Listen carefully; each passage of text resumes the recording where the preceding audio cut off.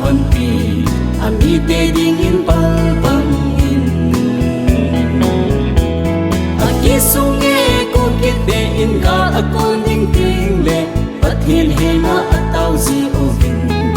pagkain apan pi zi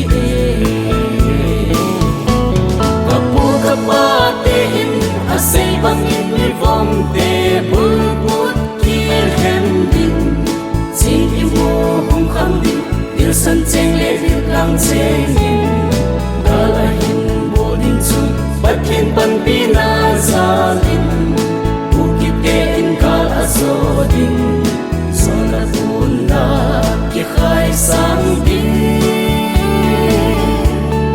chutin ku ki in pi le chang ding anom ta ve iti ting le pakai leng gam thung ta ding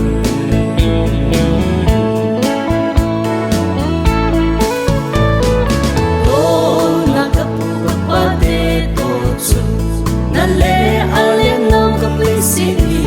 panoi thang Christian 19 say no for lai a gu ki country na kai u chu ku ki te bu pu hen ha ki het na ding hi lo han Christian say ne ba anei hin pun do pi u vin ka pu ka pa te in a say bang in mi vom te bu put ki hem din sing hi mu hum kham din dil san cheng le dil kang cheng in kala hin bodin chu pathin pan pi na zalin ukite in kal azodin sola puna ki khai sang ding chutin ku ki in pi len chang ding anom ta ve iti ting le pakai len gam thung ta ding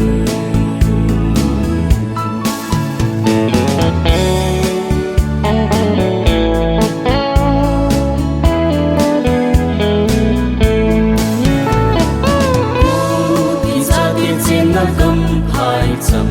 ham som khang za nei le go kolin hai cham ti mi te te to ki lum sin na chu utang ko pi a aki hala tai mei ko in ban kham zo a hol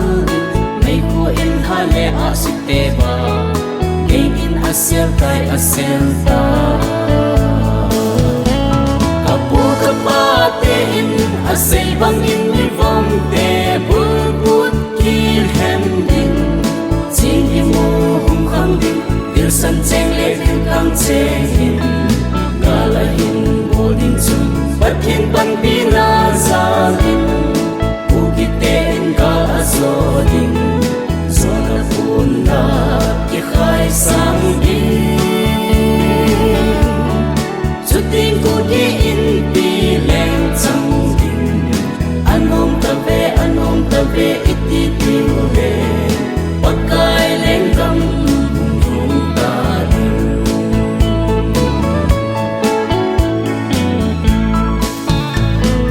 ang người thang British ne sat na ding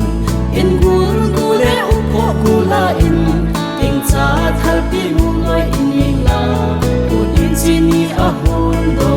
in tang pi ka ku ko in ka in mang in sabun bom le pi bang kul gi te te sa in bang khom tau te ku gi te kapu kapate in asay bang in mi vom te bul put kil hem ding sing hi mu hum kham ding dil san cheng le dil kang cheng in kala hin bodin chu pathin pan pi na zalin ukite in kal azodin sona puna ki khai sang